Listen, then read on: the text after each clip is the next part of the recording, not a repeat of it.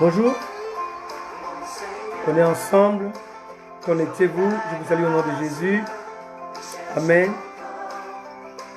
Il est 18h à Londres, 19h à Paris, on est à l'heure aujourd'hui, Dieu nous a fait grâce et j'espère que nous serons bénis par cet enseignement, ces messages.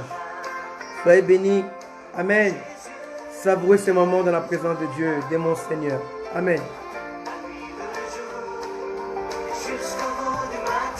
Merci Seigneur. Connectez-vous. On est ensemble. Alléluia.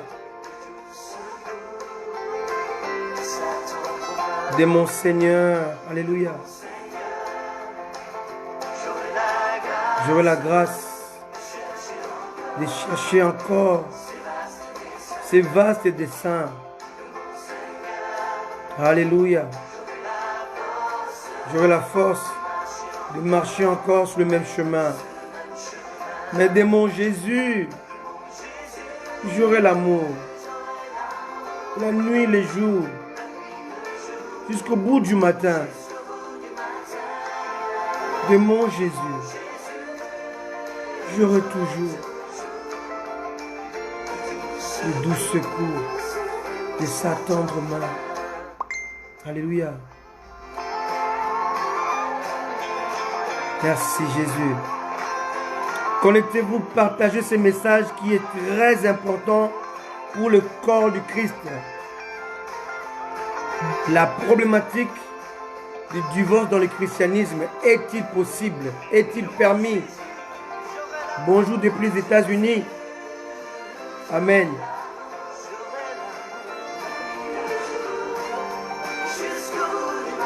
Merci Seigneur.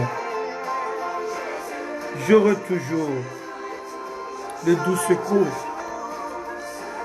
de sa tendre main.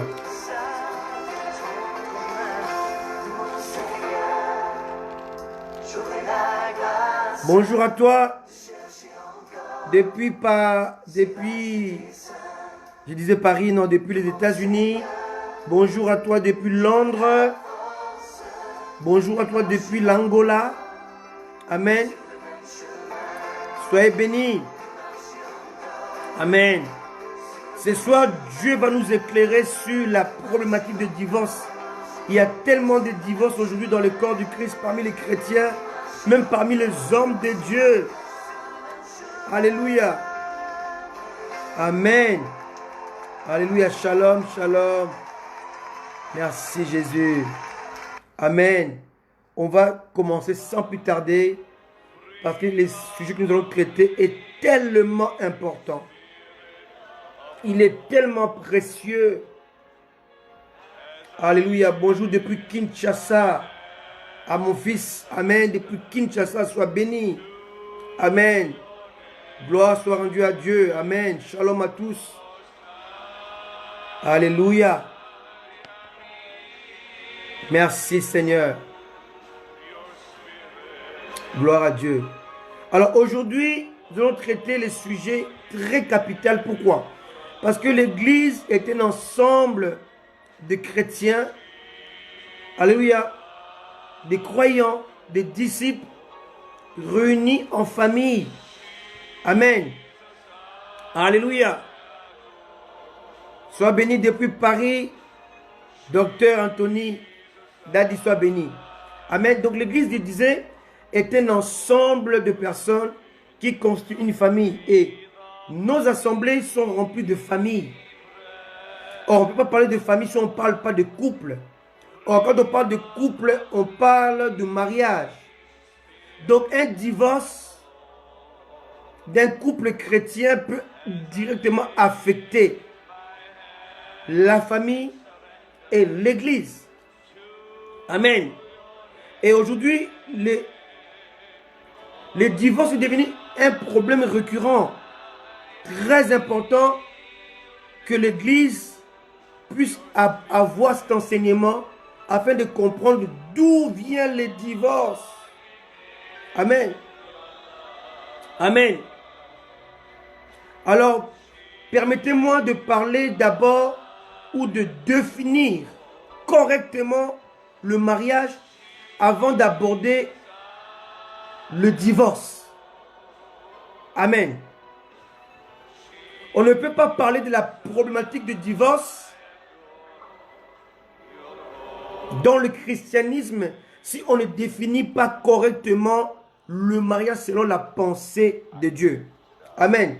De nos jours, le mariage est certainement très mal défini, car la plupart se lancent dans le mariage pour des raisons multiples, sans toutefois connaître le but du dit mariage, le pourquoi du mariage. D'une manière succincte, le mot mariage, alléluia, veut simplement dire mélange, union, unicité, unité, alliage, assemblage, consolidation, réunification, complémentarité. Alléluia. Donc un mariage est une complémentarité. Alléluia. Certains érudits pensent qu'il existe 3 types de mariages. Le mariage familial qu'on appelle la dot, le mariage civil qui se passe souvent dans le commune ou le mairie, et enfin le mariage religieux. Alléluia. Alors d'où vient cette interprétation de ces 3 types de mariages? Amen. Amen. Alors beaucoup s'appuient sur Hébreux 13, verset 4. On va le lire. Hébreux 13, verset 4. Alors ceux qui pensent qu'il y a 3 types de mariages, ils s'appuient sur Hébreux 13, le verset 4, qui dit ceci. Hébreux 13, verset 4. Que le mariage soit honoré de tous et les lits conjugales exempts de souillure, car Dieu jugera les débauchés et les adultères. Amen. Alors ceux qui s'appuient, ceux qui pensent qu'il y a 3 types de mariage, ils s'appuient sur ce verset. Le mariage doit être honoré de tout, dans tous les niveaux, dans tous les domaines de la vie. Alléluia. Amen. En réalité, l'expression être honoré de tous ne traduit pas forcément l'idée de la légalité ou encore moins de la légitimité, loin de là, bien-aimé. Amen. En RDC, nous avions connu 2 types de présidents après la proclamation des résultats. Alors certains politiciens de la RDC disent que il y a un président légal et un président légitime. D'après leur interprétation, bien entendu. Alléluia. Alors, les uns disent que le président légal, il est légal au vu des institutions légales de l'État et reconnu par les institutions des hommes internationales. Et là, on voit la légalité de ce président. On dit aussi, d'autre part, qu'il y a aussi un président légitime, mais non légal. Il est illégal au point de vue institutionnel, mais il est légal au point de vue de la législation du pays. Alléluia. Donc le président est légal par rapport aux institutions, mais l'autre, il est légitime. C'est-à-dire, il est celui qui est véritablement été élu par le peuple, reconnu par le peuple. Alléluia. On l'a connu aussi en 2006, je crois, lorsque il y avait tricherie des élections. Amen. Et d'un côté, le président Kabila avait prêté serment en tant que président légal. Et de l'autre côté, il y avait le vieux Tshisekedi qui avait prêté serment en tant que président légitime. Et on appelle ça une crise institutionnelle. Amen. Et c'est la même chose lorsque nous sommes dans la compréhension de 3 types de mariages. On peut avoir ce qu'on appelle une crise évangélique. C'est très important de comprendre ces choses. Pourquoi? Parce que on va voir que certains pasteurs, certains hommes de Dieu vont bénir le mariage à l'église.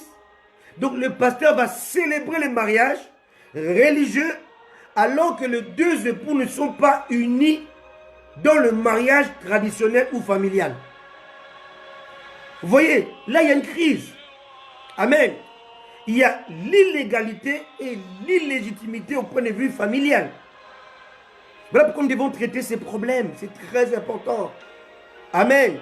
Et d'autres serviteurs de Dieu pensent même que lorsque les deux époux ont contracté ce qu'on appelle la dot dans les deux familles, ils ne sont pas encore mariés. Ils vivent, si jamais il y a rapport ou relation intime, ils sont dans le péché. Est-ce biblique? Voilà les points que nous devons traiter aujourd'hui pour que le peuple de Dieu soit éclairé. Amen. Que dit la Bible? Amen. Est-ce que le mariage religieux est biblique? Est-ce que Dieu le recommande? Est-ce que Dieu l'exige? Amen. Que dit la Bible? Amen. Alléluia. Amen. C'est très important. Je connais beaucoup de couples qui ont été bloqués après la dot parce qu'ils n'ont pas l'argent pour faire la mairie. Ils n'ont pas le temps pour organiser la bénédiction nuptiale à l'église. Et l'homme vit à l'ouest, la femme vit à l'est. Et avant même la bénédiction, l'homme tombe dans le péché et la femme tombe dans le péché. Et le mariage est annulé. Il y a divorce. Et d'après l'homme de Dieu, ils n'étaient pas mariés. Or, cela ne coïncide pas avec la parole de Dieu. Amen. Voilà les erreurs que nous perpétuons dans nos assemblées sans pour autant aller vérifier dans les Saintes Écritures que dit la parole de Dieu à cet effet. Alléluia. Alléluia. Amen. À quel moment le mariage peut-il être consommé aux yeux de Dieu? Est-ce après la mairie? Est-ce après la bénédiction nuptiale à l'église? Ou est-ce après la remise de la dot?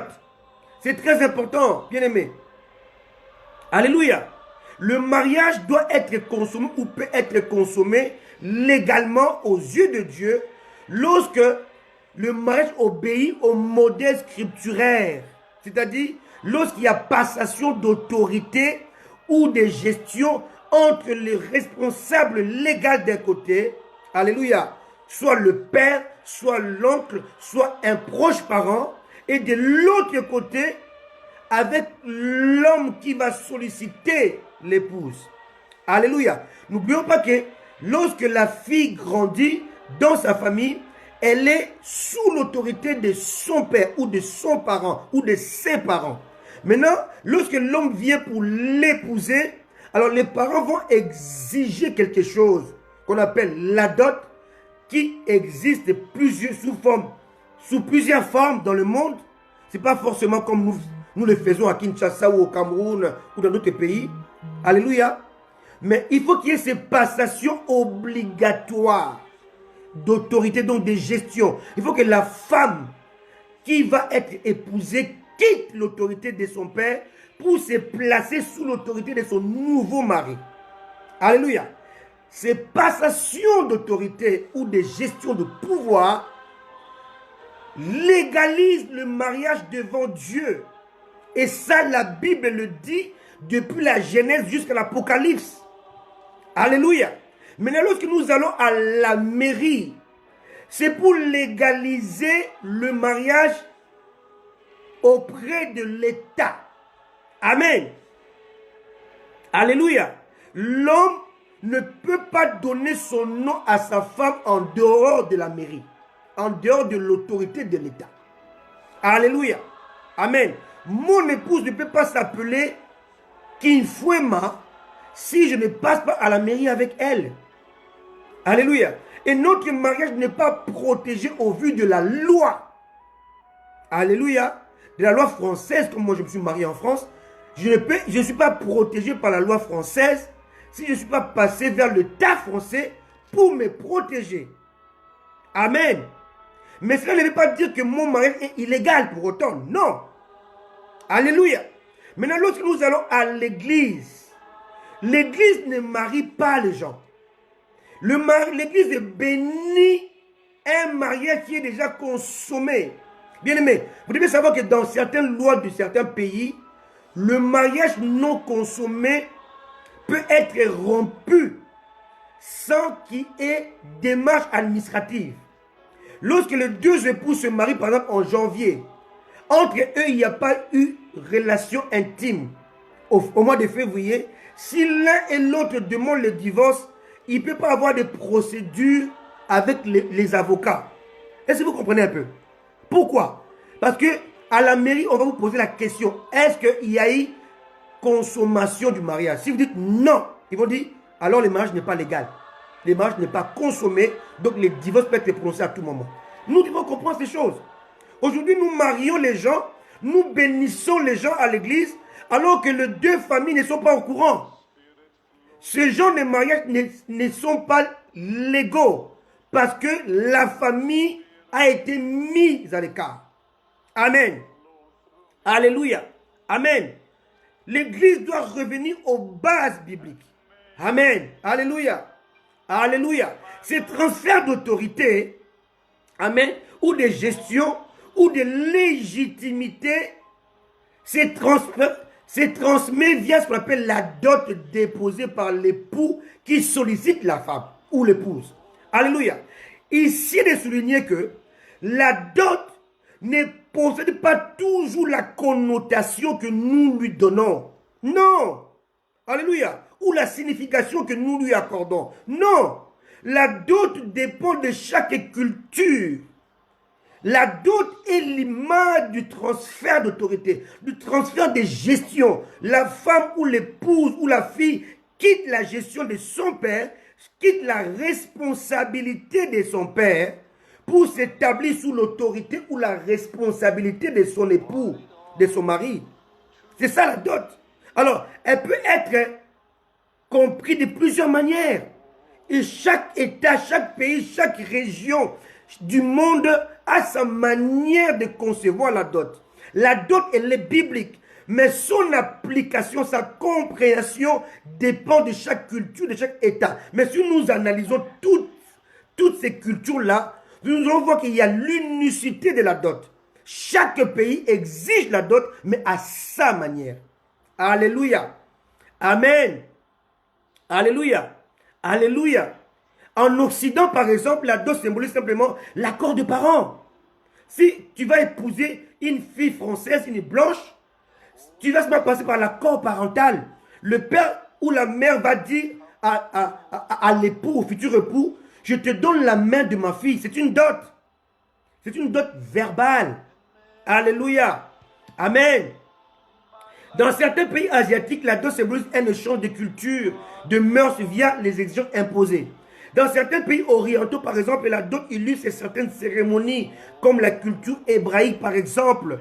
Le serviteur va chercher l'épouse, alléluia, très lointain, envoyé par le père du marié, comme le cas d'Isaac, par exemple. Alléluia. Et l'époux va attendre l'épouse dans la maison de sa mère. Et lorsque l'épouse arrive, elle va se couvrir le visage et l'époux va l'attendre aux devantures ou à la véranda de la maison de sa mère. Et une fois l'épouse avance, l'époux va quitter maintenant la devanture de la maison de sa mère. Il va maintenant accueillir l'épouse qui est au devant, à quelques mètres de sa maison, et va la ramener. C'est exactement ce qui va se passer avec Christ et l'Église. Christ va quitter le trône. Alléluia. Il va descendre dans le zère et il va envoyer le serviteur qui était le serviteur d'Abraham, ramener Rebecca. Et le serviteur, c'est l'image du Saint-Esprit qui va enlever l'église à la rencontre de Christ. Et lorsque Christ va rencontrer l'épouse dans les nuées, il va prendre l'épouse et ils vont monter maintenant dans la maison du Père pour célébrer le mariage. C'est exactement ça. Alléluia, le mariage chez les orientaux. Amen. Mais ça n'a rien à voir avec les occidentaux, avec les asiatiques. Alléluia. Donc faisons très attention lorsque nous définissons le mariage. Nous devons vraiment nous référer au modèle biblique. Un autre modèle, c'est le père va exiger à son enfant le genre de femme et dans quelle famille il faut aller choisir la femme. On voit cela avec Isaac et son fils Jacob. Le père va bénir son fils, lui dit, va dans la maison de Bethuel. Alléluia. Parent de ta mère, Rebecca. Et une fois arrivé dans la maison de ton père, tu prendras parmi les filles de Laban. Donc il y avait précision. Alléluia. Précision. Oh, Jacob, il va aimer Rachel sur le chemin et non pas dans la maison de Laban. Donc là déjà, il y a eu erreur de la part de Jacob. Alléluia. Amen. Or, le père va dire à Jacob, tu prendras une épouse, pas deux, pas trois, pas quatre. Mais à cause de sa désobéissance et de sa précipitation, Jacob va choisir sur le chemin Rachel, ignorant que Rachel était idolâtre. Et ça va lui coûter très cher. Et arrivé dans la maison de Laban, le père va refuser de lui donner Rachel et va lui imposer Léa. Alléluia. Or, Léa, en réalité, était la femme que Dieu avait choisie pour Jacob parce que Léa avait ce qu'on appelle dans son utérus, était la seule femme qui pouvait porter Judas. Or, dans l'idée d'Isaac, l'idée était le transfert de la prééminence jusqu'à Christ. Or, celui qui portait Judas n'était pas Rachel, mais c'était Léa. Or, Jacob aimait Léa plus que aimer Rachel, plus que Léa, en désobéissant à son père. Est-ce que vous comprenez un peu? Donc nous devons comprendre aussi l'exigence de parents. Amen, c'est très important. Alléluia. Or, la plupart des pays africains font la dot. La culture de la dot ressemble étroitement à la culture biblique. C'est-à-dire, l'époux doit s'acquitter des exigences de la famille de sa future épouse. Alléluia. En définitive, bien aimé, quelle que soit la méthode employée ou utilisée, la dot symbolise d'une manière générale l'accord de parents de la future épouse. Alléluia. Car il faut qu'il y ait obligatoirement transfert de gestion, transfert d'autorité. Alléluia. La fille ou la femme quitte la responsabilité de ses parents, alléluia, et va se placer sous le mentoring, sous l'autorité, sous le leadership de son futur époux. Alléluia. Donc cette dot-là peut se faire de plusieurs manières. Elle peut être verbale, elle peut être monnayée, elle peut nécessiter, alléluia, un engagement solennel entre deux familles. Comme le cas d'Isaac et Jacob. Il fallait aller prendre des semences dans la famille de Laban, pas ailleurs. Et avant de prendre, il faut arriver à la maison, pas sur le chemin. Alléluia. C'était l'exigence du père. Quatrièmement, la dot peut faire l'objet d'une alliance ou d'un consensus. On va voir lorsque Jacob était arrivé vers Sichem et il va vouloir maintenant se mélanger avec cette race-là. Or, il leur a exigé une alliance, un consensus qu'on appelait la circoncision. Amen. C'est très important. Si on ne comprend pas ces choses-là, on va s'engager dans un mariage, dans une dot inutile. Amen. La parole de Dieu est claire à ce sujet. La Bible dit dans 1 Corinthiens, chapitre 11, verset 3, Amen. Dieu est le chef du Christ. Christ est le chef de l'homme et l'homme est le chef de la femme. Alléluia. Alléluia. Alléluia. Autrement dit, Christ doit rendre des comptes à Dieu et l'homme doit rendre des comptes à Christ et la femme doit rendre des comptes à l'homme. C'est ce qu'on appelle le leadership, c'est ça. Alléluia. C'est très important. Aussi, Dieu, en bénissant le premier mariage en Éden, Dieu va employer 3 verbes. Le verbe quitter, verbe s'attacher, verbe devenir. Ces 3 verbes sont comme les problèmes mathématiques. Alléluia. Si tu ne résous pas le premier problème, tu ne pourras pas faire le deuxième. Et si tu n'as pas la réponse du deuxième, tu ne pourras pas solutionner ou résoudre le troisième problème. C'est lié. Celui qui n'a pas quitté ne peut pas s'attacher. Et celui qui ne sait pas s'attacher ne peut pas devenir. Alléluia. Mais, arrêtez-nous un instant ici. On peut aussi devenir une seule chair d'une manière informelle. Alléluia. Non par le fond, mais par la forme. Par une pratique délabrée. Par une pratique diabolique. Par une pratique qui est issue de la désobéissance. La Bible est claire. C'est lui qui s'attache à la prostituée, fait avec lui une seule chair. Est-ce que vous savez que lorsqu'on vit dans l'impudicité, on crée des mariages, on crée des liens de mariage qui va bloquer le vrai mariage. Alléluia. Or, dans le processus divin de Dieu, l'homme doit quitter son célibat, doit quitter sa manière de penser, doit quitter sa manière de faire, doit quitter sa manière d'opérer, doit quitter sa manière de réfléchir, doit quitter sa manière de raisonner, doit quitter son célibat dans son esprit avant de s'attacher.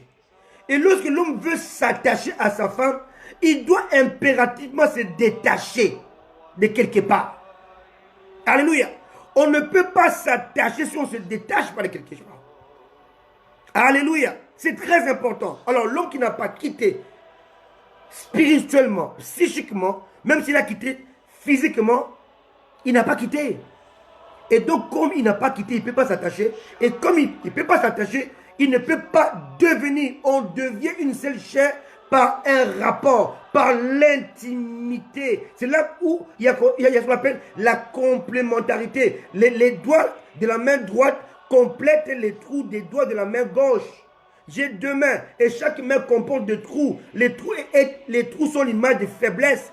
Moi l'homme, je viens combler les trous de Patricia, donc ses faiblesses. Et Patricia vient combler mes trous. Donc elle et moi, nous formons un, comme mon point, parce que nous sommes complémentaires. Elle est mon complément, je suis son complément. C'est ça le mariage.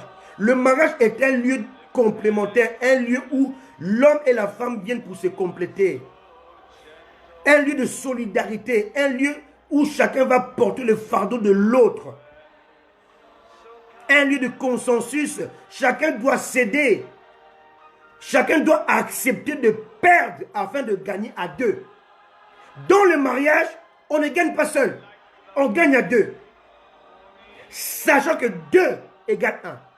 2 égale 1. Alléluia. Alléluia. J'accepte de perdre mes intérêts, de perdre mon ego, de perdre mon égocentrisme, de perdre mon orgueil afin de gagner avec la complémentarité de mon épouse. Un lieu de consensus. Est-ce que nous comprenons? Alléluia. Évoluez un peu. Alors, selon les hommes, amen, le mariage doit se faire en 3 parties. Selon Dieu, non. Est-ce que le mariage civil est un péché? Non, pas du tout. C'est bien. Amen. Mais l'idée de dire que celui qui n'est pas marié civilement n'est pas marié, c'est faux. L'idée de dire que celui qui n'est pas béni à l'église, alors qu'il a été doté, elle a été dotée, vit dans les péchés, c'est faux. C'est une absurdité. Amen. Alléluia. Le mariage est béni par le Seigneur lorsque Dieu donne son accord. Et Dieu ne peut pas donner son accord lorsqu'il n'y a pas l'amour. Alléluia. Il faut qu'il y ait rencontre de 2 personnes. Alléluia. Alléluia. Alléluia. C'est très important. Alléluia. Amen. Si nous regardons le mariage célébré par Dieu, était bien précis. Alléluia. Lisons Genèse chapitre 1, verset 28. Quelqu'un est béni ce soir? Genèse 1, 28. Dieu le bénit et Dieu leur dit: soyez féconds, multipliez, remplissez la terre, assujettissez-la et dominez sur les poissons de la mer, sur les oiseaux du ciel et sur tout animal qui se met sur la terre. Voilà le but du mariage dans l'Éden. Être fécond, c'est multiplier, remplir la terre, assujettir les êtres créés par Dieu avant de créer la création de l'homme. Alléluia. Dont l'homme était censé gérer et enfin opérer la domination. Bien aimé. Mais une fois la terre peuplée, alléluia, Les 3 premières raisons pour lesquelles l'homme était envoyé dans un mariage ne sont plus valables. Quelqu'un me comprend? Dieu a dit, soyez féconds, multipliez, remplissez la terre. La terre était vide. Amen. Mais il faut la terre peuplée. Ces 3 raisons ne doivent plus définir les mariages. Cela veut dire qu'on ne peut plus se marier pour avoir des enfants. C'est plus une raison. Tu ne peux pas vouloir te marier dans le but d'avoir des enfants. Non. Ça ne tient plus. Amen. Parce que la terre est déjà peuplée. Elle est même surpeuplée. Alléluia. Cependant, les 2 dernières exigences demeurent: assujettir et dominer. Pourquoi? Parce que dans un mariage, on doit savoir comment assujettir.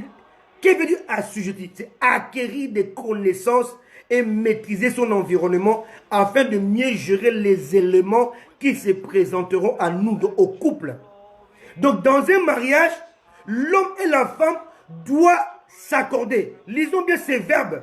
Ces verbes sont d'abord à l'impératif et aux 2e personne du pluriel. Alors que l'ordre que Dieu avait donné à Adam était au singulier.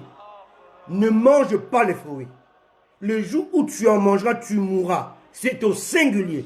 Mais pour assujettir et pour dominer, Dieu va employer les verbes au pluriel. Donc dans un mariage, on est dans un pluriel singulier. Alléluia. On est singulier parce qu'on est une seule chair, mais on est pluriel parce qu'on est complémentaire à 2. On ne doit pas assujettir individuellement, on doit assujettir d'une manière binôme, à 2. C'est clair. Assujettissez. Donc vous, 2e personne du pluriel. Alléluia. Amen. Donc ensemble, vous devez chercher. C'est ça qui veut dire le verbe assujettir. Acquérir des connaissances. Acquérir les connaissances. Alléluia. Maîtriser son environnement. Afin de mieux gérer. Donc le mariage est une gestion. C'est un lieu où on apprend à gérer les problèmes, mais d'une manière commune. Alléluia. L'homme et la femme doivent s'entendre comment élever les enfants, comment gérer les enfants, comment éduquer les enfants, dans quelle école placer les enfants. Mais ça doit être un consensus. Alléluia. Vous devez le faire. C'est à l'impératif, mais c'est au pluriel. Lorsque ton mari n'est pas d'accord, mettez-vous ensemble, asseyez-vous, trouvez un consensus, un compromis. Alléluia, c'est très important. Assujetti. Deuxièmement aussi, dominer, c'est au pluriel. Dieu n'a pas dit domine, il dit dominer. On domine à 2, pas à un seul. Non, à 2. Alléluia. Dominer veut dire, alléluia, comprendre l'assujettissement. On ne peut pas dominer lorsqu'on n'a pas compris comment assujettir. C'est impossible. C'est assujettir qui permet de dominer. Si je ne sais pas assujettir, je ne peux pas dominer, c'est impossible. Les 2 sont liés. Il n'y a pas l'un sans l'autre. Mais on ne peut pas dominer si on ne sait pas assujettir. C'est très important. Alléluia. Alléluia. Le couple qui ne sait pas assujettir, le problème qui va se présenter à lui ne serait pas non plus dominer le problème, les difficultés, les imprévus qui s'abattront sur leur union. Impossible. Donc dans la pensée de Dieu, on ne peut pas gagner seul, mais toujours à 2. En réalité, l'un des époux doit accepter de perdre afin de gagner à 2. Alléluia. Beaucoup parlent de Messi, de Ronaldo, de ceci, des grands joueurs. Est-ce qu'ils sont ce qu'ils sont devenus eux-mêmes seuls sur le terrain? Ils sont des Ronaldo, des Messi, de tout ce que vous voulez, parce qu'ils sont entourés. Alléluia. Parce qu'il y a une cohésion dans l'équipe. Parce que l'entraîneur a fait que les autres jouent pour l'un. En Tour de France, celui qui gagne n'est pas forcément le meilleur. Il est l'élu. Mais pourquoi il gagne? Parce qu'il a des coéquipiers qui travaillent pour lui. D'ailleurs, lorsqu'il se blesse, l'entraîneur va sacrifier 2 ou 3 coéquipiers qui vont l'attendre.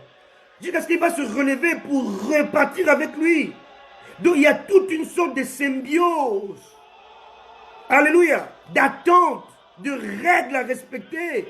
Donc celui qui va gagner le Tour de France, il va gagner non pas parce qu'il est fort, parce qu'il est soutenu par l'équipe. Lorsque le couple gagne, c'est parce que le couple est uni. Alléluia. Alors, le fondement ou la base du mariage demeure le bonheur. Alléluia. Alléluia.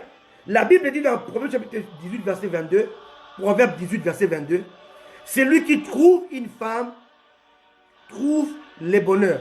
Or, on ne peut pas trouver sans chercher. C'est impossible. Amen. Alors, quelqu'un va me poser la question, mais est-ce que Adam a cherché? Est-ce que Adam a trouvé? Oui. À la lumière des Saintes Écritures, Adam a cherché et Adam a trouvé. Alléluia. Amen. Dans un vrai mariage, on ne peut pas gagner seul. On gagne à 2, comme je viens de le dire. Alléluia. Alléluia. Il est donc impossible de trouver une femme sans la chercher au préalable. Ceci dit, ces 2 verbes, chercher et trouver, sont liés. Amen. Alors, lorsque on comprend cela, on va comprendre à quel moment l'homme est prêt pour chercher et trouver une épouse. À quel moment?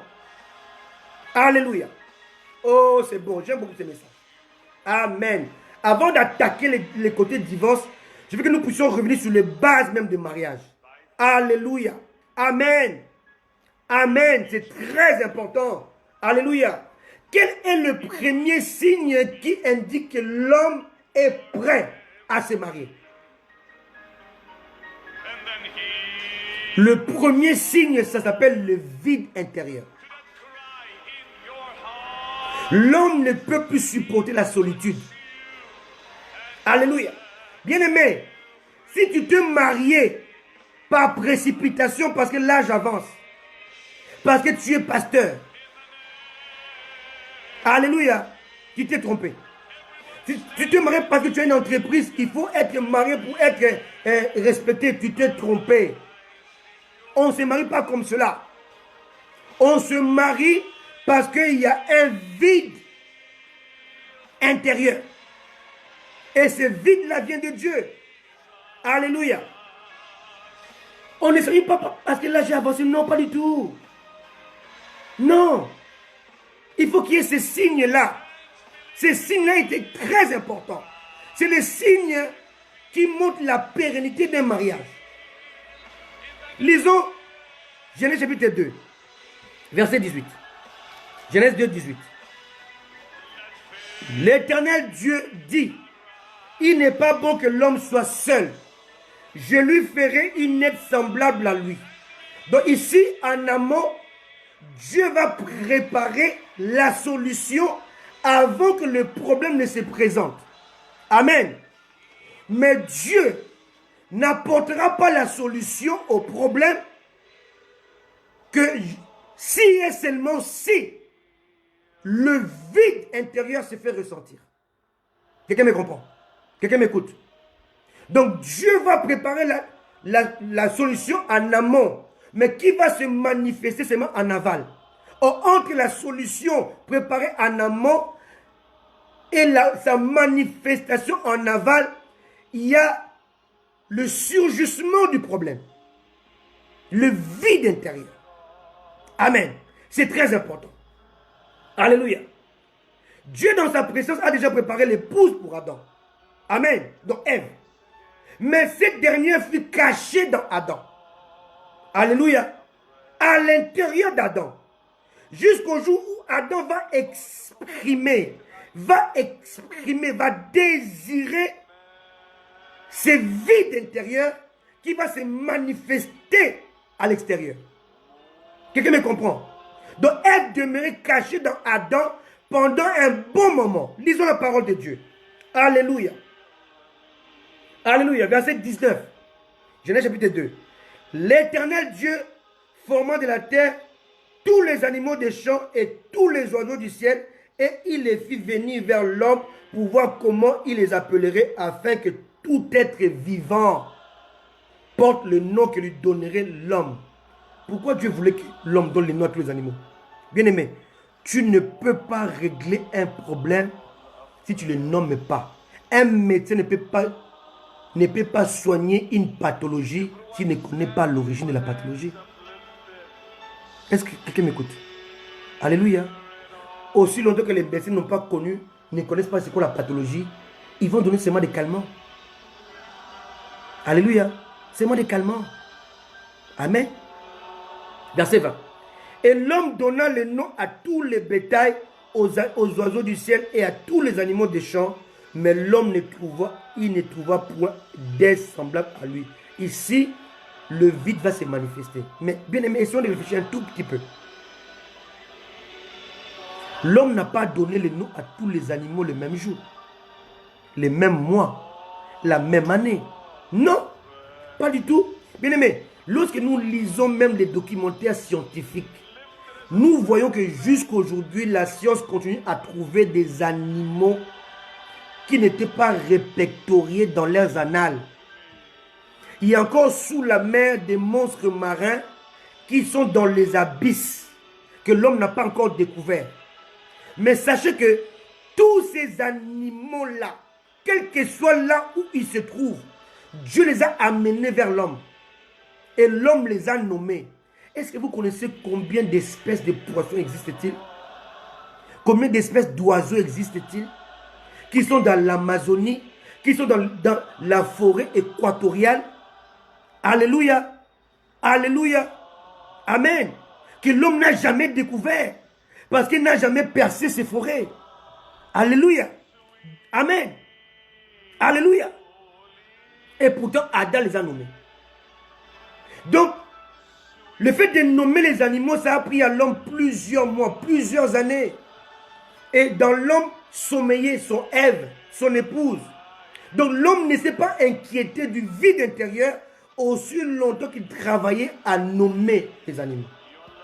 C'est à la fin de sa nomination ou de ses nominations que l'homme a vu qu'il était seul.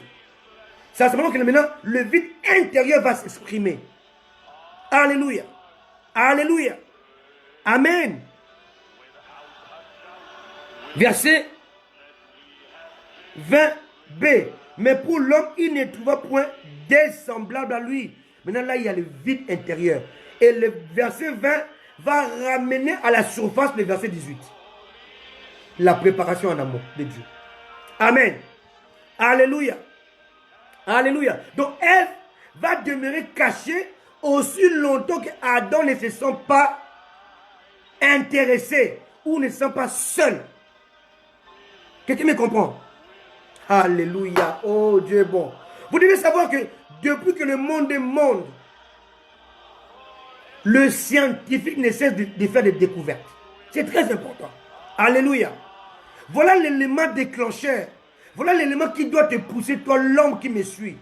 Ou qui tu t'es marié avec des mauvaises motivations. Tu devais savoir avant de te marier. L'élément déclencheur, c'est le vide intérieur.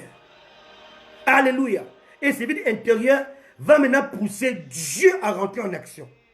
Alléluia. Le vide intérieur chez l'homme ressemble étroitement à la saison des amours chez les animaux. Le mâle est à la recherche de la femelle afin de susciter une famille, de trouver un territoire à défendre, de trouver un territoire à gérer et à assujettir. C'est exactement la même démarche. Et lorsque l'homme va ressentir ces vides intérieurs, alléluia, Dieu va maintenant rentrer en action. Alléluia. Et Dieu va pousser l'homme par son esprit, alléluia, à la recherche. Et là, maintenant, l'homme commence à penser au mariage. Pas avant. Amen. Et maintenant, l'homme va aller maintenant utiliser Proverbe 18, verset 22. C'est lui qui trouve une femme, trouve le bonheur. En réalité, on ne peut pas trouver un bonheur qui devient malheur par le divorce. Ce n'est pas Dieu. Ce n'est pas Dieu. Un bonheur reste un bonheur. Alléluia. Donc si la femme que tu trouves est un bonheur pour toi, dans le bonheur, il n'y a pas le malheur. Amen. Donc l'homme va rentrer dans la recherche. Alors quelqu'un va me poser la question, est-ce qu'Adam avait-il cherché? Oui. Parce que c'est lui qui nomma et non pas Dieu. C'est lui qui a nommé Ève. Lisons la parole de Dieu. Genèse chapitre 22, verset 23. Et l'homme dit, voici, cette fois-ci, celle qui est os de maison et chair de ma chair. On l'appellera femme. Parce qu'elle a été prise de l'homme. Dieu ne lui a jamais dit à Adam ces paroles. Adam les a constatées. Adam les a vécues. Adam les a lui-même connues. Remarquées. Amen. Dieu n'a jamais dit Adam, voici l'os de tes os, chair de tes chair. C'est lui qui a vu. Alléluia. Parce qu'il y avait connexion entre les deux. Alléluia. Dans un mariage, il faut qu'il y ait connexion. Alléluia. Connexion. Alléluia. Amen. Dieu s'engage à guider le pas de l'homme dans sa recherche de la femme afin de le conduire vers ce qui est issu de ses os, de son côté. La Bible dit Dieu l'amena vers l'homme. Alléluia. Écoutez bien ceci. Alléluia. Verset 22. L'Éternel Dieu forma une femme de la côte qu'il avait prise de l'homme et il l'amena vers l'homme. Toi, tu es dans la recherche, mais celui qui va accomplir l'aboutissement de tes recherches, c'est Dieu. Dieu va te guider, va te conduire vers celle qui a été issue de toi. Sinon, il n'y aura pas d'unité, il n'y aura pas de cohésion, il n'y aura pas de vrai mariage. Parce que Dieu va amener celui qu'il avait enlevé chez toi, afin que lorsque tu vas unir avec elle, elle devient complément. Elle devient le manquant qui te manquait. Elle devient le vide que tu ressentais. Elle viendra maintenant combler ce vide-là. Parce qu'elle était là-dedans avant. Amen. Alléluia. Donc il y a ici ce qu'on appelle l'impératif de Dieu dans l'esprit de l'homme. Alléluia. Alléluia. Alléluia. Cet impératif qu'on appelle vide intérieur pousse l'homme maintenant à faire la recherche. Alléluia. L'homme qui ressent ce vide intérieur est un homme qui est prêt pour entamer sa recherche.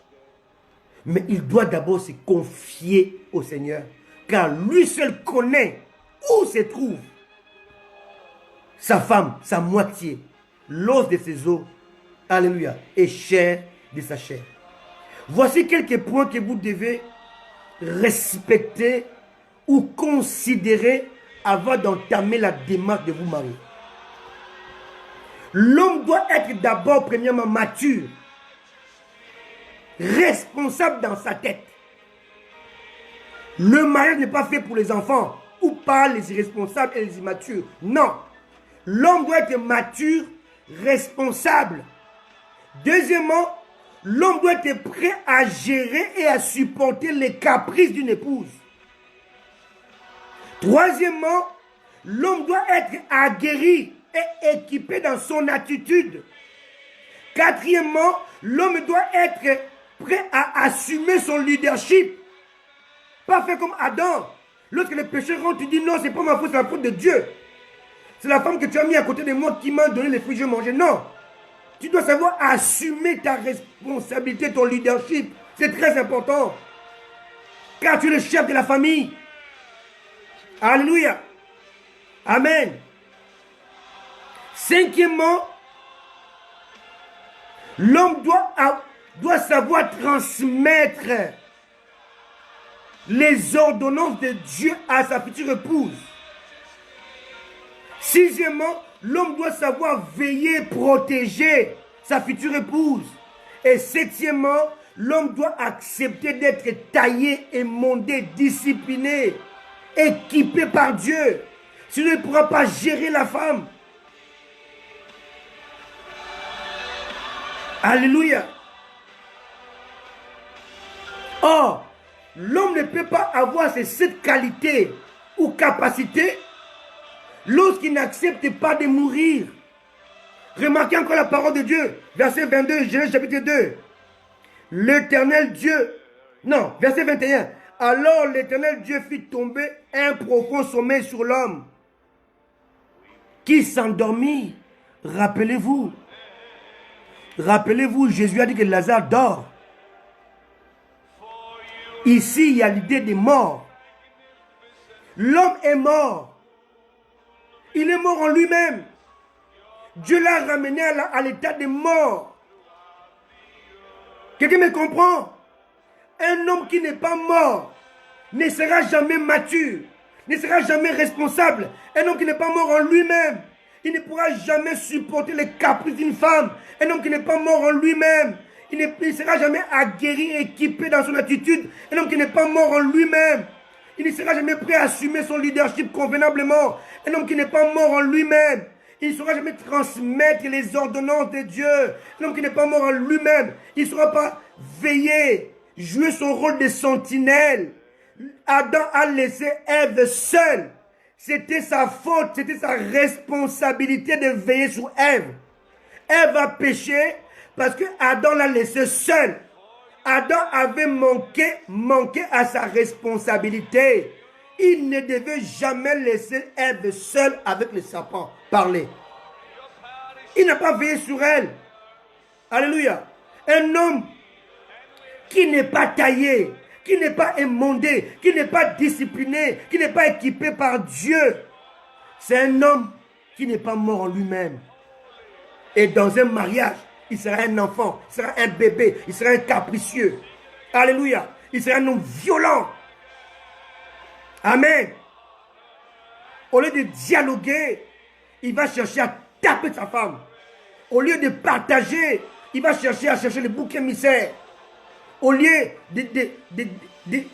d'encadrer son épouse, il va chercher à la maltraiter. Amen. Alléluia. Le mariage aux yeux de Dieu n'est pas un jeu d'enfant. Ce n'est pas on rentre et on en sort quand on veut. Non. Le mariage aux yeux de Dieu, c'est un anneau. Quand on rentre, on ne sort pas. Alléluia. Le mariage, c'est un anneau, une alliance. Quand je rentre dedans, il n'y a pas de porte de sortie. Amen. Alléluia. C'est très important. Donc tu dois accepter que Dieu te brise. Que Dieu te brise. Que Dieu te monde. Que Dieu te taille. Que Dieu te prépare. Que Dieu te discipline. Que Dieu te travaille en toi. Car la femme n'est pas comme l'homme. Lisons bien nos Bibles. L'homme est issu de matière brute. Dieu a pris de l'argile. Il a façonné, il a fait l'homme. Mais Dieu a pris dans l'intérieur de l'homme, donc la matière finie. La femme a été formée avec une matière finie, alors que l'homme a été formé avec une matière brute. Toi qui es issu de brute, tu ne peux pas taper celle qui est issue de matière finie. Elle est fragile. Amen. Elle ne peut pas avoir le même caprice que toi. Elle sort de toi. Amen. Alléluia. Faisons très attention. Alléluia. Le mariage est un engagement durable. Et le seul issue, selon la pensée de Dieu, doit être la mort de l'un des époux. Voilà pourquoi la mort de soi-même s'avère nécessaire. L'homme qui n'est pas mort en lui-même, il va multiplier les conquêtes pensant que chaque femme a un certain goût.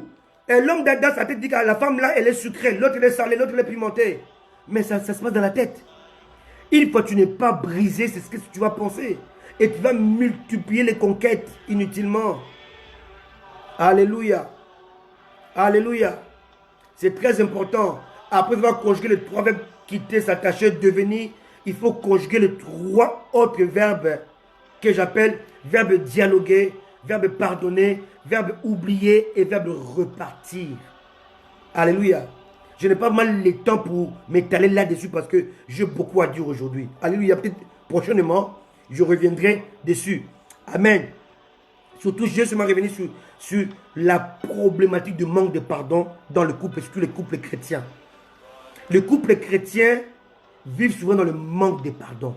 Or, le manque de pardon, bien aimé, peut causer plusieurs conséquences. Le manque de pardon peut susciter la rancune. La rancune peut affronter la colère excessive. Alléluia. La colère excessive. Et la colère peut pousser un changement d'attitude. Et le changement d'attitude, alléluia, si la colère n'est pas traitée, elle va enfanter, cette colère non traitée va enfanter la haine. Et la haine va enfanter le stress. Et aujourd'hui, le stress, alléluia, est sujet à plusieurs cancers. Amen. Est-ce que vous voyez que souvent, les chrétiens sont atteints de cancer, on dit c'est pas le diable. C'est parce que le couple n'a pas traité un problème qui a pourri et qui a formé la rancune, la colère, la haine et qui a enfanté le stress. Et le stress maintenant a enfanté le stress. Et le stress enfante ce qu'on appelle l'hypertension artérielle. On voit l'homme et la femme souffrent de tension tout le temps. Hypotension, hypertension. Hypotension et hypertension. Amen. C'est très important de comprendre ces choses. Alléluia. Souvent nous mettons au diable certaines choses sous sa tête alors que ce n'est pas Satan. C'est nous-mêmes. Nous ne savons pas gérer les choses. La Bible dit dans Job 42 verset 10 que lorsque Job a pardonné à ceux qui le critiquaient, c'est à ce moment-là que Dieu l'a béni et a multiplié sa richesse. Le pardon libère. Alléluia. Le pardon est réparateur. Alléluia. Le pardon est une puissance. Alléluia. Dans Matthieu 6, verset 12, la Bible est claire. Pardonne-nous nos offenses comme nous aussi nous pardonnons. Alléluia. C'est conditionné. Dieu ne te pardonne pas si tu ne pardonnes pas. Le verset 14 de Matthieu 6 me dit, si vous ne pardonnez pas aux hommes leurs offenses, votre Père non plus ne vous pardonnera pas non plus. Donc, le manque de pardon bloque celui qui refuse de pardonner et bloque celui qui n'est pas pardonné. Donc, une femme qui ne pardonne pas son mari, elle bloque son mari, elle bloque le couple. Et inversement, l'homme qui ne refuse de pardonner à sa femme, il se bloque, il bloque sa femme, il bloque son couple. Alléluia. Parce que le pardon est réparateur. Le pardon libère. Amen. Alléluia. Alléluia. Donc Dieu a balisé le couple. Parce que dans un couple, il y aura des vents, des tempêtes. Il y aura des vents. Il y aura des eaux qui vont se battre sur votre navire de votre couple. Alléluia. Amen. Alléluia. Mais si vous êtes unis à deux, vous devez faire face à ça. Et quand on est unis, on doit veiller sur le dialogue, sur le pardon et sur le fait de repartir sur de nouvelles bases. Faute de quoi? La tempête va briser, le carlin va briser le bateau de votre couple, de votre mariage. Parce qu'il n'y a pas d'unité, il n'y a pas de pardon, il n'y a pas de dialogue. Amen. Alléluia. Donc Dieu nous a mis dans une sorte de labyrinthe, il n'y a pas d'issue. Labyrinthe de l'amour, labyrinthe du mariage, il n'y a pas de sortie. On est obligé de s'entendre, obligé de dialoguer, obligé de pardonner, obligé de réparer, obligé de repartir. Parce que lorsque nous nous marions, nous initions nos destinées. Mon épouse va m'aider à atteindre ma destinée. Voilà pourquoi le monde dit, derrière chaque grand homme, il y a une grande dame. Alléluia. Car c'est la dame qui va façonner l'homme. Et c'est l'homme qui va façonner la femme. Amen. Alléluia. D'ailleurs, on le voit dans le monde. Hein. Lorsqu'on voit une femme avec une très belle voiture, une femme bien assise, une femme imposante, une femme qui montre, qui apparaît riche et posée. La première des choses, on regarde dans son doigt. Est-ce qu'elle a l'alliance? Une fois qu'on voit l'alliance, on ne voit plus la richesse de la femme. On voit la taille, la hauteur, la dimension de son mari. Toujours. Alléluia. Lorsqu'on voit la force de l'église, La puissance de l'église, qui est l'épouse. On donne gloire à Christ, l'époux. Alléluia. Quelqu'un m'écoute? Alléluia. La valeur de l'épouse est la gloire de l'époux. Plus l'épouse est élevée, plus l'époux est glorifié. Plus l'épouse est considérée, plus l'époux est élevé. Alléluia. La force de l'époux, c'est lorsqu'il sait traiter l'épouse. La puissance de l'époux, c'est lorsque son épouse est bien parée, est bien en place, est bien présentable. Alléluia. Amen. Alléluia. Bien-aimé, le manque de dialogue et le manque de pardon est la première cause de divorce dans 90% de couples. C'est le manque de dialogue. Amen. Alléluia. Un homme peut voir une femme embrasser un homme dans la rue. Il va l'attendre à la maison, il va la boxer sans demander c'était qui. Surtout si c'était son oncle. C'était son frère qu'elle n'a pas vu depuis 20 ans. Après avoir battu ta femme, la vérité va te faire fuir la maison. Amen. Manque de dialogue peut avoir des conséquences irréversibles. Alléluia. Alléluia. Amen. C'est très important de comprendre ces choses-là. Alléluia. Amen. C'est très important. Amen. J'essaie de sauter un peu les étapes parce que c'est très profond ce que je suis en train de dire de la part du Seigneur. Et je n'aimerais pas ne pas vous donner certaines choses. Très important. Amen. Il y a différents types de mariages que nous allons voir qui méritent aussi différents types de solutions. Amen. Lisons 1 Corinthiens 7. Alléluia. 1 Corinthiens 7, versets 10 à 16. À ceux qui sont mariés, j'ordonne non pas moi, mais le Seigneur, que la femme ne se sépare point de son mari. 11. Si elle est séparée, qu'elle demeure sans se marier, ou qu'elle se réconcilie avec son mari, et que le mari ne répudie point sa femme. Verset 12. Aux autres, ce n'est pas le Seigneur, c'est moi qui dis. Si un frère a une femme non croyante et qu'elle consent habiter avec lui, qui ne la répudie point. Et si une femme a un mari non croyant et qu'il consent à habiter avec elle, qu'elle ne la répudie point son mari. Car le mari non croyant est sanctifié par la femme croyante et la femme non croyante est sanctifiée par le mari croyant. Autrement, vos enfants seraient impurs, tandis que maintenant, ils sont saints. Alléluia, verset 15. Si les non-croyants se séparent, qui se séparent, et le frère ou la sœur ne sont pas liés, dans ces cas-là, Dieu nous a appelés à vivre en paix. Car, sais-tu femme, si tu sauveras ton mari, ou que sais-tu mari, si tu sauveras ta femme. Amen.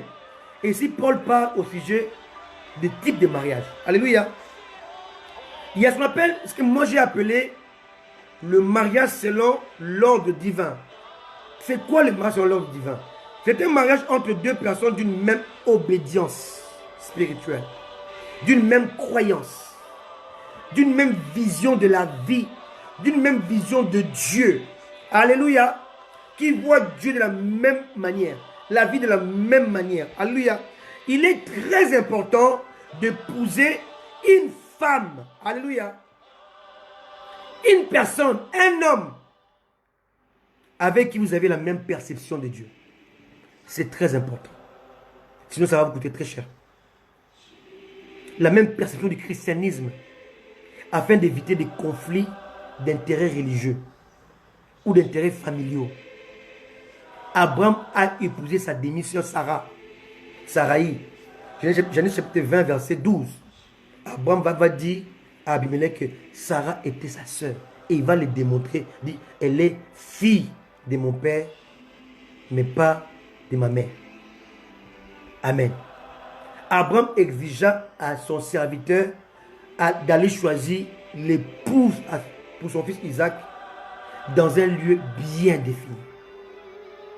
Isaac va exiger à Jacob d'aller prendre une femme dans la maison de son oncle, de sa mère, des frères de sa mère, Rebecca. Donc, dans le mariage que Dieu préconise, nous devons chercher à nous marier avec la femme ou l'homme qui voit Dieu de la même manière que nous. C'est très important. Et je l'appelle mariage selon l'ordre de Dieu. Il y a aussi certains types de mariages entre chrétiens ou dans le milieu chrétien, mais qui sont assez dangereux. Mariage entre chrétiens, un engagé dans le ministère et l'autre n'est pas dans le ministère. Alléluia. Mariage entre deux personnes, il y a une qui est dans le ministère, l'autre n'est pas. Alléluia. Mariage entre les chrétiens, je disais, les deux ne sont pas engagés dans le ministère. Troisièmement, le mariage entre des personnes engagées dans le ministère. Quatrièmement, le mariage entre les personnes, il y a une qui est engagée, l'autre est sur le point de s'engager, il est en devenir. Mariage entre deux personnes promues dans le ministère. Bien aimé, je donne ces 5 types de mariage pour vous dire que dans ces 5 types de mariage, même qu'ils soient chrétiens, il y a 5 types de problèmes différents. On va les voir. Deuxièmement, il y a les mariages que j'appelle mariage mixé. Mariage mixé, c'est le mariage où un chrétien va choisir d'épouser, par exemple, une musulmane. Ou inversement, un musulman va épouser une chrétienne. J'appelle ça mariage mixé. Là encore, il y a un autre problème qui va surgir. Donc ici, on parle de divorce, n'est-ce pas? Donc, je vais vous parler d'où viendra chaque divorce, chaque conflit dans un mariage. Et je ne peux pas vous le dire si je ne vous définis pas quels sont les types de mariages qui existent, dans lesquels les chrétiens se trouvent. Amen. Deuxièmement, donc mariage mixé. Troisièmement, mariage composé. Qu'est-ce que j'appelle par mariage composé? Mariage entre un croyant et une incroyante. Donc entre un chrétien et une païenne, ou entre une chrétienne et un païen. Je vous ai parlé des mariages entre un chrétien et musulman ou bouddhiste, ainsi de suite. Donc mariage avec une autre obédience. Là, je parle de mariage composé, un chrétien avec une païenne. Quatrièmement, mariage naturel. Mariage entre deux personnes qui ne croient pas en Dieu. Cinquièmement, j'appelle ça mariage confus. Donc mariage entre un mal converti, alléluia, un mal converti et un croyant qui tâtonne. Donc l'homme, il va à l'église, mais il continue à écouter la musique du monde, à danser la musique du monde. Il est mal converti, il ne connaît pas les principes de la conversion. Et il va épouser quelqu'un qui dit, je suis chrétien, mais je vais à l'église quand je ne suis pas fatigué. Donc on a d'un côté quelqu'un qui n'est pas totalement converti, et de l'autre côté quelqu'un qui est croyant seulement. Elle va à l'église quand tout va mal. Là encore, il y a des problèmes dans ces mariages qui n'ont rien à voir avec les autres mariages. Et j'ai aussi ce qu'on appelle le mariage troublant. Mariage troublant, c'est le mariage de deux personnes qui sont mal converties. Donc en fait, ils vont dans les églises, mais les bases bibliques ne sont pas assises. Et lorsque le trouble va survenir, ils ne pourront pas le surmonter. Donc, dans chacun de ces mariages-là, on va étudier d'où vient le divorce. Parce que le but de ce message, c'est de trouver la solution par rapport au divorce qui devient récurrent. Alléluia, c'est très important. D'où vient le divorce actuellement dans l'église finitive, dans cette église des derniers temps? Pourquoi il y a tant de divorces? Amen. Alléluia. Amen. Et pourquoi les divorces même chez les hommes de Dieu? Amen. Bien aimé, je vais parler aujourd'hui, restez avec nous. Je vais parler sur des choses profondes, par exemple. Je vais poser les questions et répondre. Amen.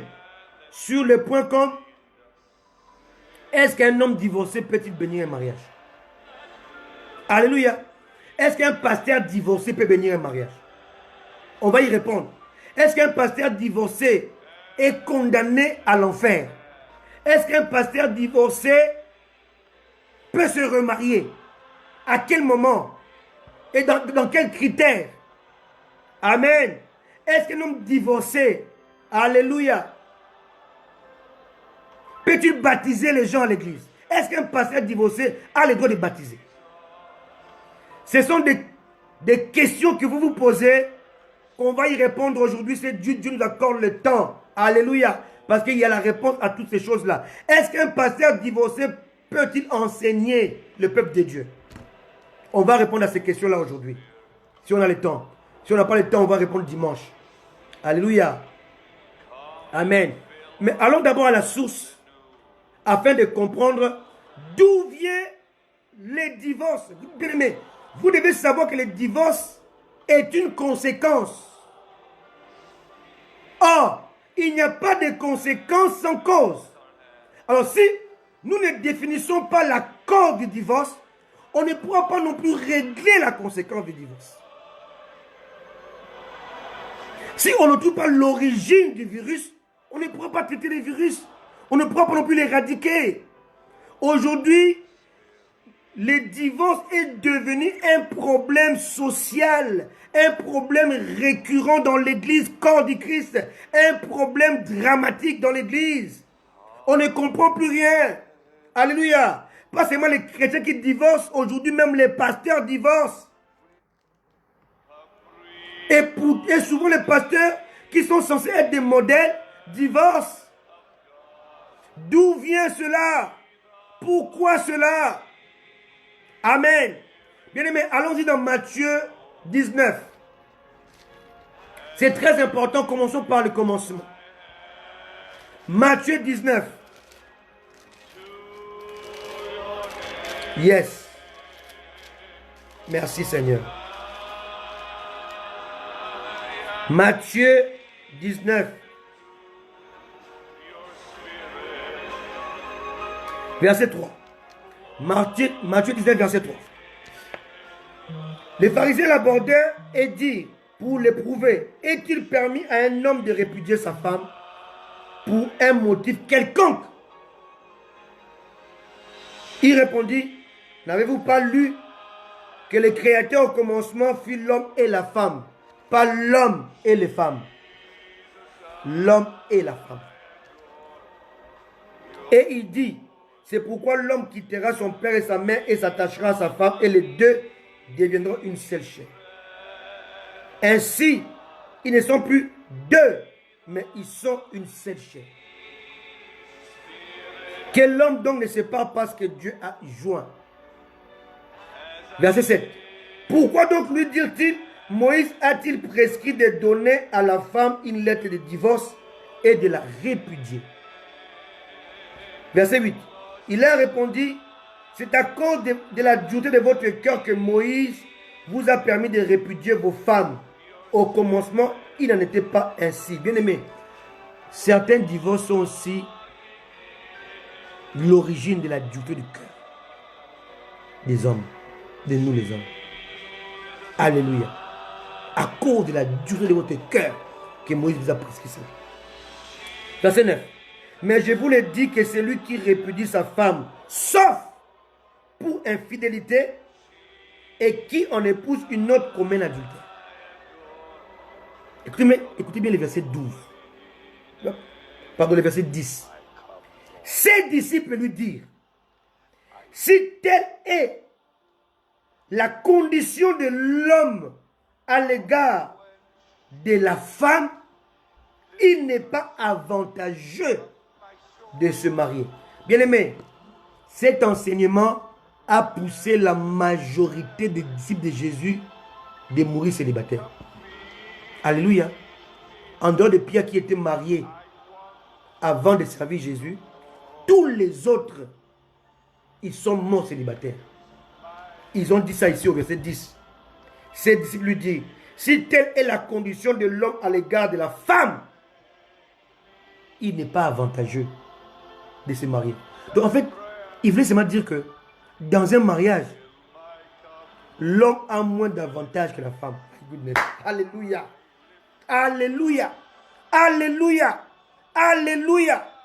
Amen. Alléluia. Il n'est pas avantageux. Amen. Donc Dieu appelle l'homme à supporter la femme, à éduquer la femme. Amen. Alléluia. Et aujourd'hui, beaucoup de causes de divorce aujourd'hui dans le christianisme sont dues à certains mots inutiles, même certaines pathologies, bien-aimées. J'ai fait quelques recherches. Alléluia. J'ai fait quelques recherches et j'ai trouvé que il existe des pathologies. Alléluia. Amen. Des pathologies qui sont là parmi nous dans nos mariages. Mais lorsque nous ignorons ces pathologies-là, ça devient pour nous des causes de divorce. Alléluia. Alors que si seulement on essaie de traiter ces pathologies, de comprendre ces pathologies, de résoudre ces pathologies, amen, on peut résoudre les problèmes du couple. Et très souvent aujourd'hui, certains couples divorcent à cause de l'absence du sexe. Alléluia. Amen. Amen. Alors que j'étais en train de faire des recherches, j'ai vu qu'il y a un mot, il y a une maladie qu'on appelle l'anorexie sexuelle. Amen. L'anorexie sexuelle. Amen. On l'appelle aussi l'aphrodisia. C'est quoi l'aphrodisia ou l'anorexie sexuelle? C'est une pathologie, donc une maladie qui enlève tout désir sexuel. Surtout chez les femmes. Alléluia. Alors, toi qui es l'homme qui m'écoute, écoute-moi très bien. Lorsque ton épouse n'a plus d'appétit sexuel, souvent ce n'est pas qu'elle te refuse son corps. Ça peut être qu'elle est en souffrance, elle est atteinte d'une pathologie. Il faut aller voir un médecin. Il n'est pas ici question de chasser les démons. Il faut aller voir un médecin ou dialoguer. Et quand vous dialoguez, votre épouse peut vous expliquer, chérie, je ne suis pas contre cela, mais j'ai plus l'envie n'est pas là, l'appétit n'est pas là. Alors là, mettez ce cas dans la prière. Priez par rapport à ça. Alléluia. Alléluia. Amen. Et si vous ne savez pas ça, le mari va commencer à avoir l'imagination. L'imagination. Donc quand je pars au travail, quand je vais en voyage, quand je me déplace, tu vas avec d'autres hommes. Oh, la femme, elle est fidèle. Elle est seulement malade. Mais toi, tu vas la taxer de tous les maux, de tous les péchés du monde.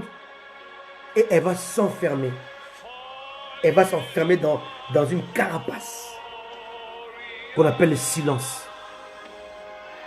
Amen. Il y a des femmes qui ont des problèmes dans leurs organes où elles se sentent souillées, elles se sentent, comment on dit ça, inutiles. Elle a honte. Elle peut avoir une infection. Elle n'ose pas te le montrer parce que c'est personnel. Mais s'il n'y a pas le dialogue, tu peux la taxer de tous les noms d'oiseaux, de l'infidélité. Mais si elle n'a pas la force de te le dire, tu dois avoir la manière de parler, de poser le débat. Et beaucoup de divorces aujourd'hui sont dans les couples chrétiens à cause de ces petites choses-là qu'on peut résoudre seulement par les dialogues et par la prière. Mais nous passons à côté de cela parce que nous ne savons pas dialoguer. Et très souvent aussi, dans nos relations intimes, étant chrétien, l'homme est agressif. Il viole sa femme. Il n'est pas tendre. Et ça refroidit la femme qui se sent violée, agressée. Et ça, il y a rupture. Et lorsqu'il y a rupture sexuelle ou intime, il y a l'ouverture d'une porte au diable. L'homme est à la merci de l'adultère. Quelqu'un me comprend? Donc si on ne comprend pas ces choses-là, on va trouver Satan partout, on va les chasser là où même il n'existe pas. Parce qu'on est ignorant des pathologies de nos femmes. Et certains hommes aussi, ils sont ce qu'on appelle des asexuels. Il est asexuel. Donc en fait, dans sa nature, le sexe ne lui dit rien. Mais il va se marier parce qu'il est pasteur. Il va se marier pour plaire à sa famille. Il va se marier pour plaire à ses voisins. Il va se marier pour montrer sa virilité. Alors qu'il est asexuel. Il est asexuel. Donc il est un eunuque. Il est eunuque. Donc il n'a pas le désir sexuel. Le sexe ne lui dit rien. Il ne tire aucun plaisir dans le sexe. Parce qu'il est eunuque. Alléluia. Donc il s'est marié pour rien. Et dans ce mariage-là, la femme, elle est insatisfaite. La femme va se plaindre. La femme va se lamenter. La femme va crier. Jusqu'à ce que la femme sera poussée à l'adultère. Parce qu'il n'y a pas de dialogue. Parce que la motivation dans le mariage, elle était impure. Elle était mauvaise. Alléluia. Faisons très attention. Entamons un dialogue. Oui, pasteur, depuis le Canada. Sachez que Satan est là. Il ne peut pas être là partout. Le mariage qui est conduit par Dieu. Amen. Il ne peut pas être là. Alléluia. Amen. Faisons attention à nos motivations. Souvent, nos motivations ne sont pas pures pour le mariage. Alléluia. Je vais vous donner encore quelque chose que certains oublient. On dit que non, j'ai pardonné, mais je ne peux pas oublier. Oui, tu as raison. Dieu n'a pas créé l'homme avec option gomme. Je répète, Dieu n'a pas créé l'homme avec dans sa tête une gomme spirituelle pour effacer. Ça n'existe pas. L'homme n'oublie pas. L'homme n'est pas fait comme Dieu. Dieu est le seul être qui existe, être incréé, qui est capable de pardonner et d'oublier. L'homme n'oublie pas. Alors, Dieu a créé notre esprit en 3 parties. Il y a la partie inconscience, la partie conscience et la partie subconscience. Maintenant, dans la partie subconscience, il y a 2 compartiments. Il y a le compartiment qui est réservé aux souvenirs positifs. Il y a un autre compartiment qui est réservé aux souvenirs négatifs. Voilà les jeux de ce qu'on appelle les psychologues, les psychanalystes, les psychiatres. Alléluia. Et ils vont jouer dans la partie qu'on appelle le subconscient ou la subconscience. C'est là qu'ils vont te poser des questions pour t'amener à ressortir quelque chose qui était dans ton passé, qui te fait mal ou qui te donne des soucis pour pouvoir le régler. Alléluia. Maintenant, l'homme, une fois que tu pardonnes, tu dois maintenant fermer la partie de souvenirs négatifs et ouvrir la partie de souvenirs positifs dans ton subconscient. Ce travail-là, tu peux le faire avec l'aide du Saint-Esprit au travers de ton esprit. Alléluia. Donc, Dieu te donnera la capacité de la gestion de ton subconscient. Le vrai problème aujourd'hui dans le couple, c'est que le subconscient n'est pas bien géré. Et beaucoup de couples aujourd'hui souffrent parce qu'ils ne savent pas comment gérer leur partie subconscient qui est cachée dans leur esprit. Pourquoi? Parce que moins de problèmes et il y aura ce qu'on appelle le rappel du passé qui avait apporté le feu dans le couple. Tu te rappelles, il y a 2 mois, tu avais fait cela. Il y a 6 mois, il y a 1 an. Ça, c'est aussi un autre danger que nous devons comprendre. Amen. Il y a beaucoup à dire. Il y a beaucoup à enseigner là-dessus. Il y a beaucoup à mettre sur le surface pour que les gens comprennent d'où viennent les divorces. Un homme qui ne sait pas mettre en veilleuse son subconscient côté négatif, il va ressasser le passé de sa femme et inversement. Alléluia. Il dit, je pardonnais, mais je ne peux pas oublier. Tu ne peux pas oublier si tu n'as pas géré le subconscient. Alléluia. Seul le Saint-Esprit peut te donner les capacités de faire la gestion. Comment il va le faire? Il va te faire voir le côté positif de ton époux ou de ton époux qui va se multiplier et qui va maintenant étouffer le côté négatif. Alléluia. Alléluia. Quelqu'un me comprend? Alléluia. C'est un travail que vous devez faire, que nous devons faire, que nous devons connaître et comprendre pour éviter d'aller fouiller dans le passé pour venir pourrir le présent et pour bloquer l'avenir. Quelqu'un comprend? Donc si tu vas fouiller dans le passé qui vous avait fait mal, ce passé viendra pourrir, donc détruire ou abîmer votre présent. Et quand il n'y a plus de présent, il n'y a plus d'avenir. C'est le présent qui prépare l'avenir. Alléluia. Le présent est la conséquence du passé. Et le présent est la préparation de l'avenir. Alors si on n'a pas de présent, notre présent c'est que le passé, c'est qu'on n'aura pas d'avenir. Voilà pourquoi les couples deviennent couples sans avenir. Pourquoi? Parce que à chaque problème qui va surgir, et lorsque le mari et la femme ne sont pas surmonter les problèmes, ils vont maintenant fouiller dans le passé, chercher les défauts de l'autre, chercher le mal de l'autre, chercher le compromis de l'autre, chercher les failles de l'autre pour pouvoir lui balancer sur le visage et pour se montrer ça. Et c'est un jeu dangereux, un jeu très dangereux, qui est la cause de beaucoup de divorces aujourd'hui.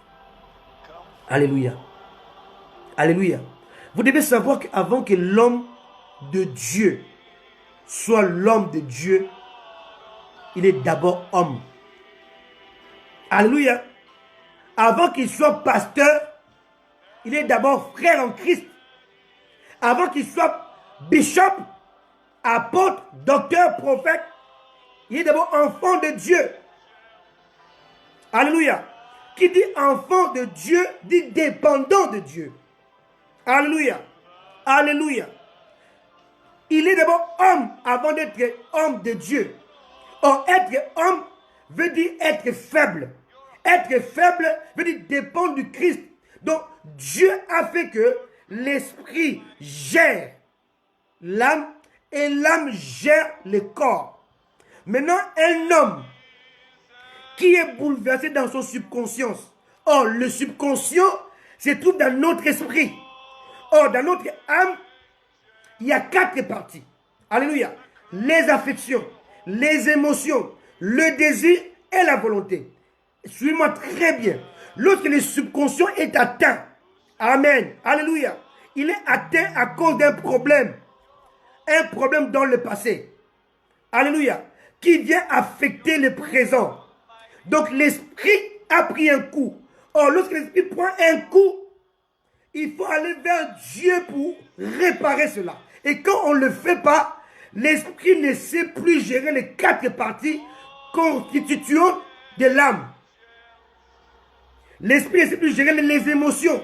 Cela veut dire que l'homme qui est un homme fidèle, parce qu'il ne sait pas gérer la partie subconscient. Alléluia. Amen. Donc, ces affections sont atteintes. Ne sont plus gérées par l'esprit.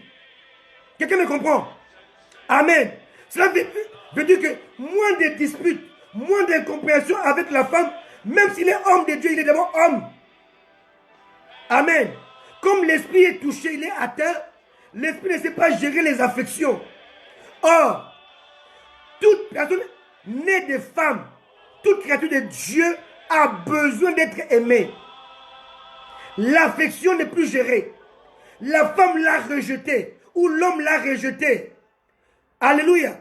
Une femme qui se sent rejetée par l'homme, elle va être automatiquement attirée vers un autre homme qui l'aime. Est-ce que quelqu'un comprend un peu? Donc un défaut, l'esprit est atteint, sans le savoir, l'esprit ne peut plus gérer les affections. Donc ça veut dire que l'esprit ne peut pas dire à la femme que tu dois aimer que ton mari. Alléluia. L'esprit est atteint, ne peut plus jouer la gestion de l'âme. Les affections sont maintenant exposées. Deuxièmement, les émotions. C'est quoi les émotions? C'est la partie émotionnelle qui va pousser l'homme à désirer une femme. Alléluia. C'est l'émotion qui fait que la partie de l'homme puisse désirer la femme. Et inversement. Alléluia. Cette partie n'est plus gérée par l'esprit. Amen. Donc, les pasteurs qui étaient spirituels, parce qu'il est malade spirituellement, son âme est malade. Son côté affectif est atteint. Son côté émotionnel est atteint. Son côté désir n'est plus géré par l'esprit. Et son côté volonté n'est plus géré par l'esprit. Ça veut dire qu'il peut tomber facilement dans l'adultère. Alléluia. Même s'il s'appelle Bishop, même s'il s'appelle Trishop, même s'il s'appelle Cartrishop, il peut tomber parce que c'est un être humain. Voilà là où la gestion de couple est nécessaire. Femme qui me suit, fais très attention. Ne laisse pas ton mari quitter le seuil de la maison en colère, dans l'incompréhension, dans les disputes. Parce qu'une fois il sort comme ça, son subconscient est atteint. Et comme il est atteint, la gestion des affections, des émotions, des désirs et de la volonté est à la merci du diable. Tu vas voir un homme qui était discipliné, il va sortir dans la rue, il peut regarder n'importe quelle femme. Il peut s'arrêter pour observer les femmes. Il peut maintenant appeler les anciennes conquêtes d'antan. Il peut maintenant appeler les amis Facebook avec qui c'est une simple amitié. Mais il va les appeler parce qu'il a besoin de l'affection. Et inversement pour la femme. Hein. Et la femme va développer une relation avec un ami, avec un cousin, avec un ami de classe, de l'université, avec qui il ne s'est rien passé, avec qui il n'y a rien du tout. Elle va développer une amitié qui n'a rien à voir avec le sexe, mais qui peut aller aboutir au sexe. Parce qu'il y a une malgestion, il y a eu la mégestion d'un problème qui était posé. Quelqu'un me comprend? Donc, le divorce est un problème très très profond si on est seulement là pour taxer les uns et les autres de pécheurs, de païens, de charnels. On ne peut pas résoudre ces problèmes de divorce. Même dans l'église. Quelqu'un me comprend? Est-ce que je parle à quelqu'un? Amen. Maintenant, c'est l'âme qui discipline le corps. Donc la chair. Oh, l'âme, elle est malade. L'esprit est malade. Les deux qui dirigent la terre, la chair, pardon, ne sont plus gérés par l'esprit.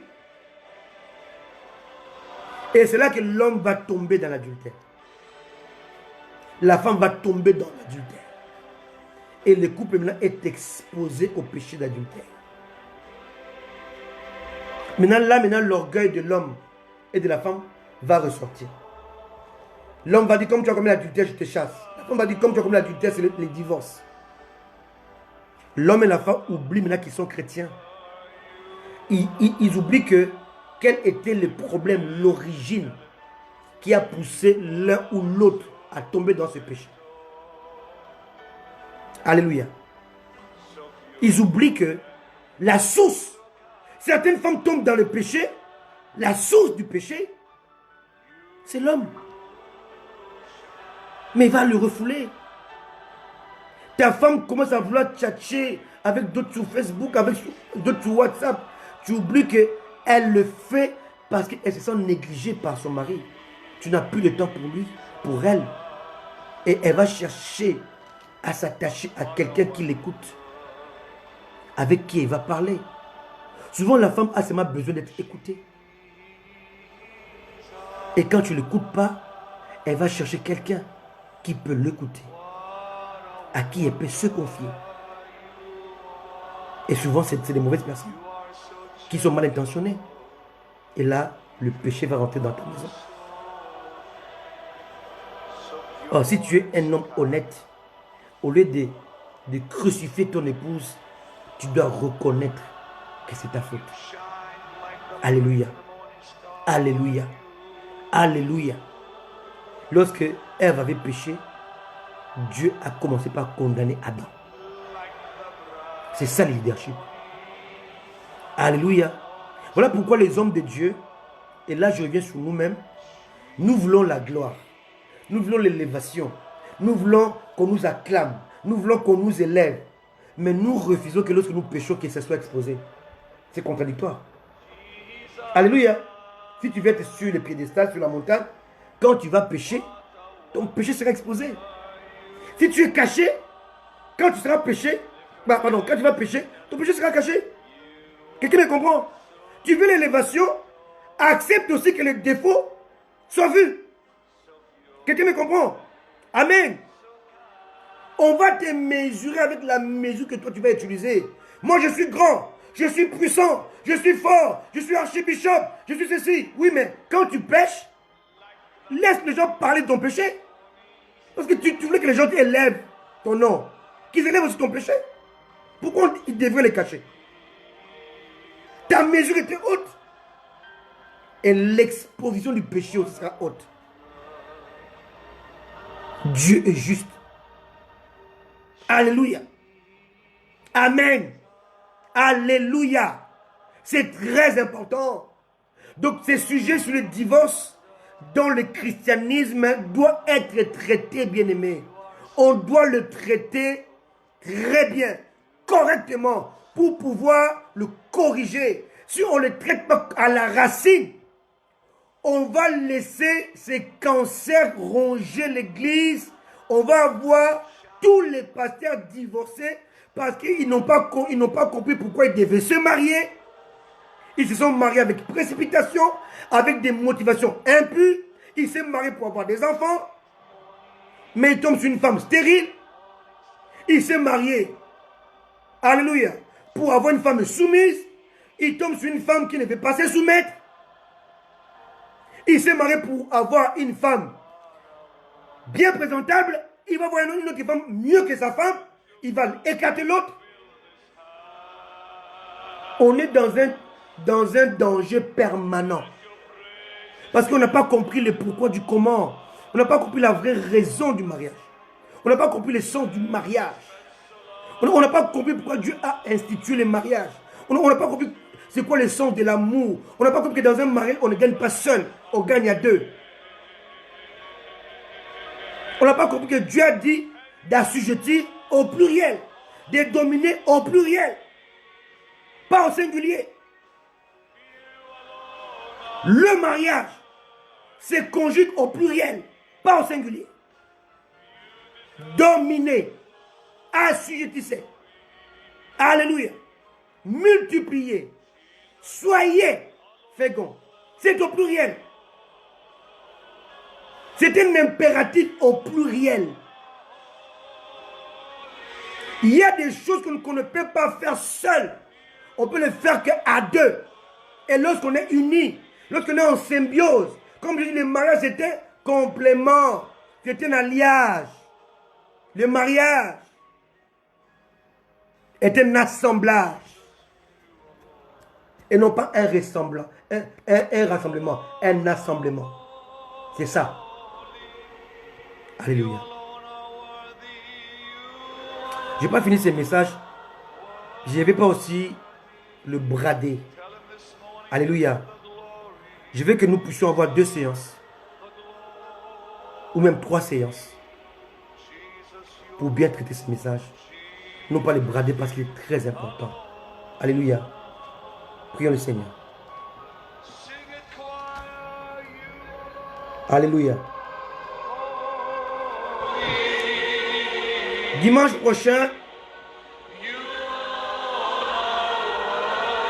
à 14h30 heure de Paris, on va voir la suite de ce message. Pourquoi le divorce? Pourquoi les hommes de Dieu? Quel est le remède? contre cela. Alléluia. Que Dieu aide l'Église. Arrêtez de jeter les anathèmes aux pasteurs qui sont divorcés. Priez pour eux. Arrêtez de les condamner avant que Dieu les condamne. Arrêtez de les taxer de tous les noms sans les comprendre. Que Dieu bénisse l'Église. Restons unis et prions pour nos bien-aimés. La Bible dit, les dons et l'appel sont irrévocables. Il y a ce qu'on appelle l'irrévocabilité de l'appel. Un pasteur, même s'il est divorcé, il reste un homme de Dieu.